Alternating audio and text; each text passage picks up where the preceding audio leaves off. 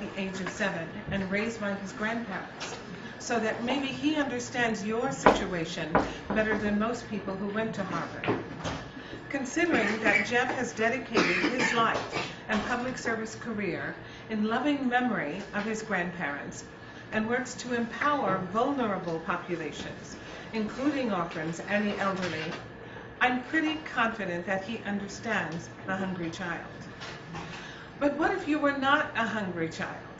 What if you were an aspiring young activist with a passion to enact social change, but you didn't have resources and experience? Well, Jeff might tell you that age is just a number, not a prerequisite. As a sophomore in college, he slept outside of his professor's office in a sleeping bag for 2 days straight until he was able to get an appointment. And it shows you what an extraordinary, out-of-the-box man he is. Well, he eventually got his first international healthcare consulting job thanks to sleeping outside of that door. So it might be safe to say that Jeff understands young activists too, and he works to empower them, especially the ones who do not have sleeping bags. Finally, and I can tell you this from the somewhat embarrassed look on his face, Jeff might tell you that humility and respect are key ingredients for achieving the Millennium Development Goals and advancing the cause of global health. His personal code of honor includes the understanding that it is essential to have humility for oneself and one's own successes, respect for others and their struggles, as well as their cultural differences, even as we assist them with their development. I feel tremendously privileged to introduce him because he was selected out of a large pool of speakers because he is a very, very special person. He has that hands-on experience. He understands the needs of the people from hearing from the people. Jeff? Joe, thank you so much for that truly amazing introduction. I don't think much of it, or at least a lot of that, doesn't seem deserved because, to be frank, a lot of the things that I'm going to be talking about today, I feel and know simply it's being a court reporter. As I know there are colleagues sitting before me, that the true heroes and the folks who really are implementing and have the true knowledge of the solutions that we're going to be talking about, as shared by our previous speakers, are in the field. And I'm very privileged to be here to talk to you a little bit about that work and also hopefully engage you. And also, I know the audience has been pretty quiet, so I just wanted to share with you that in probably about 10 minutes or so, I was going to do a little bit of a poll. So anyone who feels uncomfortable about that, you can sort of slowly make your way to the bathroom or something like that. So, as the title here suggests, we're all in this together, and there are no I's in the MDG. There's no question that we have an amazing global community that has put forth literally billions of US dollars, even trillions of US dollars in the past decades to try and solve global health problems. But the fact remains, as we've already heard, that there are billions of citizens today that live in poverty without access to clean water, basic sanitation, or health services. Everyone in this room, you're here today because you're all capable of tremendous things. There's no question about that. But what I'm here, what my colleagues are here, what hopefully you're here for, isn't about the I. It's about the fact that by working together, we can take what we call in business terminology, we can go from 1x to 10x. And that's what I'll be talking a little bit about through some examples and hopefully some interactive discussion. So with that, I think we'll switch over to a little bit of a PowerPoint, but hopefully, again, we'll be engaged with discussion as opposed to looking at some slides. So just as a bit of an agenda, borrowing from actually where my residence has been for a number of years now, Tanzania. Karibu or welcome, and asante or thank you. The second piece is find your moyo, where again in Swahili means heart or soul. Why youth matters. So if there was a little bit of a, how should I say, prelude to the poll, how many people here consider them of the youth category by raising your hand?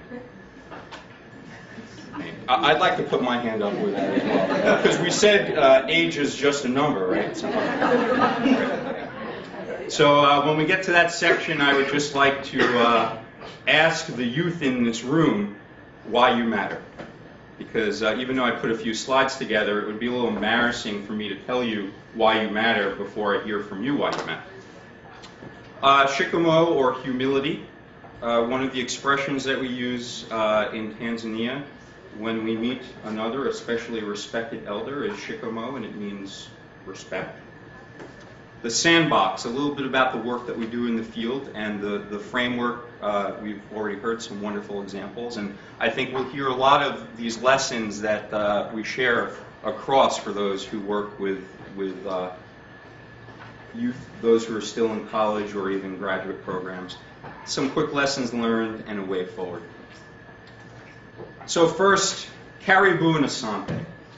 I want to thank everyone for coming today. I want to thank everyone for giving me this opportunity, because you know, there are many times, especially in the last couple of years, where I could go, or I know colleagues could go, and there wouldn't be many people showing up in a room, especially in the U.S. talking about global health. So this is really a special place to be, and I thank you for that.